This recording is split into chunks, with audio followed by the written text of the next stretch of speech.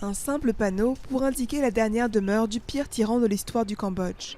C'est à An Long Veng que le leader des Khmers rouges Pol Pot a fini ses jours en 1998. Le régime de terreur fondé sur une utopie marxiste a fait près de 2 millions de morts dans les années 70.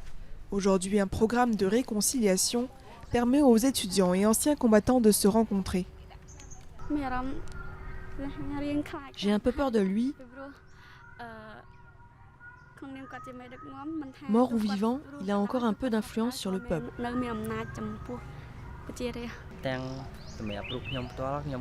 Certains membres de ma famille sont morts pendant le régime Khmer rouge.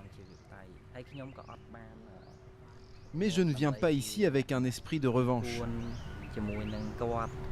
Après la chute du régime, les leaders Khmer rouges se sont retirés dans la jungle du nord du pays. 2 décennies de guérilla qui n'ont pris fin qu'en 1998 avec la défaite de la région. Cette villa en ruine était celle du commandant Tamok, dit le boucher. Il gardait ses prisonniers politiques dans ses cages. À cette époque, Tolon était soldat Khmer rouge. Il guide aujourd'hui les étudiants dans cette région où Pol Pot et son régime sont encore vénérés. Je veux que les étudiants comprennent ce qui s'est vraiment passé ici.